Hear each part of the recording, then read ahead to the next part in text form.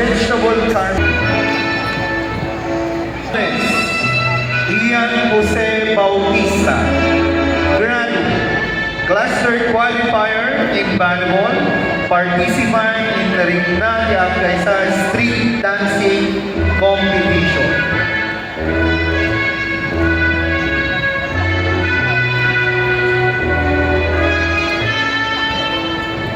Ramos, Cyrus Pico Mapanaw, graduate with high honors.